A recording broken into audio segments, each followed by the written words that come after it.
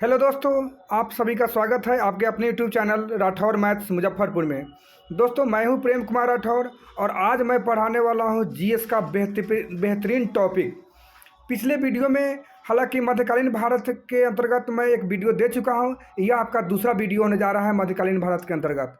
यह जो जीएस है आपका यूपीएससी स्तर, बीपीएससी स्तर, सीडीपीओ स्तर तक का जीएस इससे क्वेश्चन पूछे गए हैं और हमेशा पूछे जाते हैं। आप लोग इसको इम्पोर्टेंट समझकर याद कर लीजिए। आप किसी भी एग्जाम में बैठते हैं, आपको इससे क्वेश्चन आना ही आना है और आप निश्चित रूप से सफल हो जाएंगे। आप इसको एक बार पढ़ के जाइए। जो आज का मध्यकालीन भारत का जो ये टॉपिक आज जो शुरू होगा वह आराम शाह से होगा। आराम शाह के बारे में जानिए। आराम शाह जो है यह कुतुबुद्दीन ऐबक के मृत्यु के बाद आराम शाह शासक बना था। यह एक कमज़ोर और भोग विलासिता वाला शासक था। यह जो है भोग विलासिता में हमेशा निपुण रहता था। इसी का फ़ायदा उठाकर कुतुबुद्दीन ऐबक का दामाद इल्तुतमिश ने इसे हराकर दिल्ली की गद्दी पर कब्जा कर लेता है, अर्थात आराम शाह को बंदी बना लेता है और इसका दिल्ली सल्तनत का वास्तविक संस्थापक इल्तुतमिश बन जाता है। इल्तुतमिश 1210 ईस्वी में शासक बनता है। उसने अपनी राजधानी दिल्ली को बनाता है। यह इलबारी वंश का रहता है। यह गुलाम वंश का नहीं माना जाता है, लेकिन यह कुतुबुद्दीन ऐबक का गुलाम था, इसलिए इसको गुलाम वंश के अंतर्गत माना जाता है। इल्तुतमिश सुल्तान के पद को अस्थायी बनाता है तथा बगदाद के खलीफा अब्बास से इसको दिल्ली सल्तनत की मान्यता प्राप्त कराता है। उसके बाद इसका वास्तविक संस्थापक इल्तुतमिश को माना जाता है। इल्तुतमिश तुर्क ए चिहलगानी 40 व्यक्तियों का एक समूह बनाता है और इसमें 40 जो है ना तुर्क अमीरों का यह ग्रुप रहता है। और ये इसलिए इल्तुतमिश बनाता है ताकि हमें ज़रूरी पड़ने पर यह हमारे सहयोग कर सके।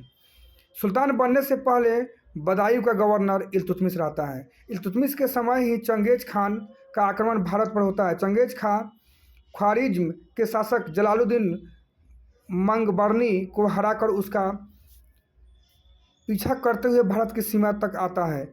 जलालुद्दीन मंगबरनी इल्तुतमिश से सहयोग मांगता है, परंतु चंगेज खान के डर से इल्तुतमिश सहयोग करने से मना कर देता है। इल्तुतमिश ने चांदी का टक्का और तांबे का जितल भी चलाया था। इल्तुतमिश ने मोइनुद्दीन चिश्ती दरगाह का निर्माण भी करवाया था। तो इसको आप लोग इम्पोर्टेंट समझकर याद करना है। काफ़ी इम्पोर्टेंट जीएस है यह। 1236 ईस्वी में इल्तुतमिश की मृत्यु हो जाती है। इसके बाद शासक जो आते हैं उसका नाम होता है सुल्तान रुकनुद्दीन फिरोज। रुकनुद्दीन फिरोज इल्तुतमिश के मृत्यु के बाद शासक बनता है। यह एक कमज़ोर शासक होता है। इसने शासन में उसकी माँ शाह तुर्कान का अधिकार रहता है तथा उसके सभी कार्यों में हस्तक्षेप वे करते रहती हैं। इसके बाद जो है ये जो है माने ये जो है उस लायक नहीं, शासक लायक नहीं थे, यानी अयोग्य शासक थे। इसी का फ़ायदा उठाते हुए इल्तुतमिश की पुत्री रजिया सुल्तान इसके बाद दिल्ली की कमान को अपने हाथ में लेती है। तुर्की अमीरों ने रुकनुद्दीन फिरोज को हटाकर रजिया सुल्तान को दिल्ली का सत्ता प्राप्त करती है। रजिया सुल्तान सबसे पहले अपने राज्य का विस्तार करती हैं और छोटे छोटे राज्यों को जीतकर अपने क्षेत्र में मिला लेती हैं। रजिया सुल्तान ने जमात उद दीन याकुत को अमीर ए आखुर असोसाला का प्रमुख के पद पर नियुक्त किया था। यह एक एबिसिनिया का नागरिक रहता है। रजिया सुल्तान का युद्ध भटिंडा के सूबेदार मलिक इख्तियार उद्दीन अल्तुनिया के साथ होता है। इस युद्ध में रजिया सुल्तान की हार हो जाती है। बाद में वह अल्तुनिया से विवाह कर लेती है। रजिया सुल्तान की हत्या कैथल के पास डाकुओं द्वारा कर दी जाती है। इसके बाद इसमें इतना ही रजिया सुल्तान के बारे में आपको एक कॉन्सेप्ट मिला है। इसके आगे का कॉन्सेप्ट और आपको दिया जाएगा जब दिल्ली सल्तनत पढ़ाएंगे तो। मुइजुद्दीन बहराम शाह, इसके बारे में नेक्स्ट कॉन्सेप्ट आपका आ रहा है, इसको आप देख लीजिए। मुइजुद्दीन बहराम शाह रजिया सुल्तान के अल्तुतुनिया से युद्ध में हारने के बाद दिल्ली पर अधिकार कर लेता है। यह तुर्की अमीरों के सहयोग से राजा बनता है। तुर्की अमीरों ने बहराम शाह को हटाकर अलाउद्दीन मसूद शाह को शासक बनाते हैं। इसके बाद जो है कम समय के लिए रहता है। इसके बाद जो नासिरुद्दीन महमूद गद्दी को संभालता है। नासिरुद्दीन महमूद ने अलाउद्दीन मसूद शाह को हटाकर शासक बनता है। नासिरुद्दीन महमूद ने गयासुद्दीन बलबन को नायक के पद पर नियुक्त करता है। वही बलबन जो आगे चलकर बहुत बड़ा शासक बन जाता है जस्ट इसके बाद। गयासुद्दीन बलबन गयासुद्दीन बलबन ने नासिर महमूद को हटाकर स्वतंत्र शासक बन जाता है, चूँकि यह काफ़ी शक्तिशाली होता है। बलबन दिल्ली सल्तनत में देखा जाए तो सबसे शक्तिशाली शासक बलबन ही है। गयासुद्दीन बलबन ने लौह एवं रक्त की नीति को अपनाया था। यह तुर्क के चहलगानी को समाप्त कर देता है। जो 40 दल का जो 40 अमीरों का जो एक ग्रुप बनाया था इल्तुतमिश, उसको हटा देता है और इसको समाप्त कर अपना एकदम एकत्र एक छत्र राज्य कर लेता है पूरे दिल्ली सल्तनत पर, तथा दिखाने ए आरिज सैनिक का विभाग की स्थापना करता है। 40 दल को हटाने के बाद, जिसको चालीसा या चहलगानी के नाम से भी जाना जाता है, तुर्क के चहलगानी। गयासुद्दीन बलबन ने सिजदा पैबोस नैरोज प्रथा को शुरू किया करता है। गयासुद्दीन बलबन की जगह उसका पौत्र मुइज़ुद्दीन कैकुबाद शासक बनता है। यह एक विलासी व्यक्ति रहता है, भोग विलासिता में यह निपुण रहता है। मुइज़ुद्दीन कैकुबाद के बाद शमसुद्दीन क्यूमर्स शासक बनता है, जो दिल्ली सल्तनत का अंतिम शासक साबित होता है, जिसकी हत्या कर जलालुद्दीन फिरोज खिलजी शासक बनता है और खिलजी वंश की स्थापना करता है। नेक्स्ट आपका जो था, थोड़ा सा इस पर आपको ये कंसेप्ट कर लेना है। दिल्ली सल्तनत के जो 5 राजवंश हुए, जिसमें फर्स्ट राजवंश जो था वह खिलजी जो था वह गुलाम वंश था। फर्स्ट वंश जो था वह गुलाम वंश था। गुलाम वंश का दूसरा नाम ममलुक वंश भी है। ममलुक वंश की स्थापना कुतुबुद्दीन ऐबक किया था, लेकिन वास्तविक संस्थापक इल्तुतमिश रहते हैं। इस गुलाम वंश के अंतिम शासक क्यूमर्स रहता है, जिसको हराकर जो है जलालुद्दीन फिरोज खिलजी गद्दी को संभालता है और एक नए साम्राज्य की स्थापना करता है, जिसका नाम हो जाता है खिलजी वंश। तो खिलजी वंश के बारे में अब आप पढ़िए, खिलजी वंश का टॉपिक क्या है। जलालुद्दीन खिलजी 1290 ईस्वी में शमसुद्दीन क्यूमर्स को हत्या करके शासक बनता है। जलालुद्दीन खिलजी बलबन द्वारा बनाए गए किलोखड़ी राजमहल में राज्याभिषेक करवाया। जलालुद्दीन खिलजी के समय सिद्दी मौला नामक पाकीर को इसने मरवा दिया था। जलालुद्दीन खिलजी का दामाद अलाउद्दीन खिलजी 1296 ईस्वी में करामानिकुपुर इलाहाबाद प्रयागराज जो है वहाँ पे जगह था में जलालुद्दीन की हत्या कर देता है और वह स्वयं दिल्ली के सिंहासन पर बैठता है। अलाउद्दीन खिलजी दिल्ली का सुल्तान बनने से पहले दक्षिण में दौलताबाद देवगिरी की अभियान पर गया था। इस अभियान में उसे काफ़ी मात्रा में धन प्राप्त हुआ था। इसी धन को लेने के लिए जलालुद्दीन खिलजी करामानिकुपुर में आता है, जहां धोखे से जलालुद्दीन खिलजी की हत्या कर देता है। अलाउद्दीन खिलजी के बारे में जानिए। अलाउद्दीन खिलजी 1296 ईस्वी में गद्दी पर बैठता है। अलाउद्दीन खिलजी ने सबसे पहले गुजरात के विरुद्ध अभियान करता है। इस गुजरात अभियान में अलाउद्दीन खिलजी ने राजकर्ण द्वितीय को हराता है, परंतु गुजरात को अपने क्षेत्र में नहीं मिलाता है। अलाउद्दीन खिलजी का अगला अभियान 1301 ईस्वी में रणथंभौर के शासक हमीर देव के विरुद्ध होता है, जो वर्तमान में राजस्थान में है। अलाउद्दीन खिलजी रणथंभौर को जीतकर अपने क्षेत्र में मिला लेता है।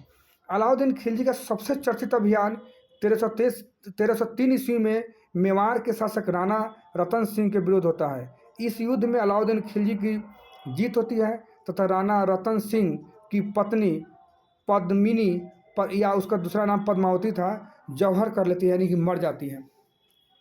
नेक्स्ट इसका पॉइंट है काफ़ी इंपॉर्टेंट। अलाउद्दीन खिलजी का दक्षिण में अभियान देवगिरी के विरुद्ध होता है। इस अभियान में अलाउद्दीन खिलजी की जीत होती है। इस युद्ध का नेतृत्व अलाउद्दीन खिलजी का सेनापति मलिक काफूर करता है। मलिक काफूर का नाम याद रखिएगा, ये काफ़ी क्षेत्रों को जीत लिया था। देवगिरी के राजा रामचंद्र देव ने अलाउद्दीन खिलजी की अधीनता स्वीकार कर लेता है। बदले में रामचंद्र देव को रायन की उपाधि प्रदान की तथा नवसारी जिला दिया जाता है। इसके बदले रामचंद्र देव ने अलाउद्दीन खिलजी को दक्षिण में दूसरे राज्य पर होने वाले युद्ध में सहयोग देने के लिए राजी भी हो जाता है। दूसरा अभियान मलिक काफूर का होसल के शासक बीर बल्लाल तृतीय के विरुद्ध होता है। इस युद्ध में बीर बल्लाल तृतीय को हराकर उसके राज्य पर अधिकार कर लेता है। नेक्स्ट पॉइंट है आपका है मलिक काफूर का तीसरा आक्रमण तेलंगाना के शासक, याद रखिए क्रमबद्ध कौन कौन आक्रमण किसके साथ किया है, इसको आपको याद रखना है। मलिक काफूर का तीसरा आक्रमण तेलंगाना के शासक प्रताप रुद्र देव के विरुद्ध होता है। इस युद्ध में प्रताप रुद्र देव ने अलाउद्दीन खिलजी के अधीनता स्वीकार कर लेती है और मलिक काफूर को कोहिनूर हीरा दे देता है। मलिक काफूर का अगला आक्रमण पांड्य शासक सुंदर पांड्य एवं वीर पांड्य के विरुद्ध होता है। इस युद्ध में पांड्य की हार हो जाती है। परंतु पांड्य अलाउद्दीन खिलजी की अधीनता स्वीकार नहीं करता है। पांड्य राज्य की राजधानी मदुरै थी, जिस पर मलिक काफूर ने अधिकार कर लेता है। अलाउद्दीन खिलजी ने सबसे पहले कृषि कर में सुधार किया। इसने 50% तक लगान का निर्धारण किया तथा भूमि माप, पैमाइश, जब्ती की शुरू किया था। नियम ये सब अलाउद्दीन खिलजी के द्वारा लगाया गया था। अलाउद्दीन खिलजी ने चराई कर भी लेना शुरू कर दिया, जो चारागाह पर लिया जाता था। अलाउद्दीन खिलजी ने गृह कर, घर पर कर, टैक्स लेना शुरू कर दिया था। अलाउद्दीन खिलजी ने खुम्स की राशि, लूट की राशि 1/5 से 4/5 भाग कर दिया। खुम्स सैनिक द्वारा दूसरे देशों से लूटा गया धन था। पहले खुम्स 1/5 भाग राजा के द्वारा लिया जाता था, लेकिन इसको बढ़ा दिया गया। अलाउद्दीन खिलजी ने जजिया, जगात, खराज इत्यादि 24 प्रकार के कर, 24 प्रकार याद रखना है, 24 प्रकार हमेशा पूछता है कि कितने प्रकार के कर अलाउद्दीन खिलजी के शासनकाल में था। तो 24 प्रकार के कर लेना प्रारंभ किया था। आपका अलाउद्दीन खिलजी ने कृषि और व्यापार में सुधार के लिए कई कार्य किए। अलाउद्दीन खिलजी ने सराय एवं अदल नामक एक विभाग बनाया था। इस विभाग का कार्य वस्त्र, जड़ी बूटी, अन्न इत्यादि सस्ते दाम में लोगों तक पहुंचाना होता था। अलाउद्दीन खिलजी ने पशु तथा दास बाजार का भी व्यवस्था किया था। इसने बरीद नामक गुप्तचर की भी व्यवस्था किया था। अलाउद्दीन खिलजी ने मुहतसिब नामक विभाग की स्थापना किया था। इसका कार्य लोगों के आचरण का देखभाल करना होता था, यानी डिसिप्लिन को भी यह मेंटेन करना चाहता था। अलाउद्दीन खिलजी ने सैनिक का हुलिया रखना तथा घोड़े को दागने की प्रथा शुरू किया था, ताकि घोड़ा बदलाए नहीं, ये मालूम चल जाए कि ये घोड़ा जो है अलाउद्दीन खिलजी के द्वारा दिया गया है।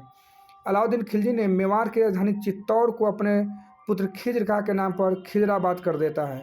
अलाउद्दीन खिलजी ने दिल्ली में अलाई दरवाज़ा का निर्माण करवाया। इससे 1000 खंबा महल का निर्माण कराया। अलाउद्दीन खिलजी के दरबार में अमीर खुसरो, अमीर हसन दहली रहा करते थे, जो काफ़ी बड़े विद्वान थे। अलाउद्दीन खिलजी की मृत्यु 1316 ईस्वी में हो जाता है। तो दोस्तों, आज मैं इस वीडियो को इतना ही पर रोकता हूँ। आप लोग इसको करना यह है कि आप लोग पहले इसको पढ़ लेना है और इसका ऑब्जेक्टिव खुद से बनाना है, ताकि किसी भी एग्जाम में जब जाए तो इससे क्वेश्चन आवे और तुरंत आप उसको ऑप्शन से आंसर कर दें, और आपको किसी भी एग्जाम में इसे सफलता निश्चित मिलेगा। आप इसको पढ़ के जाइए। दोस्तों, अगर चैनल पे न्यू है तो सब्सक्राइब, लाइक, कमेंट करना ना भूलें। Thank you.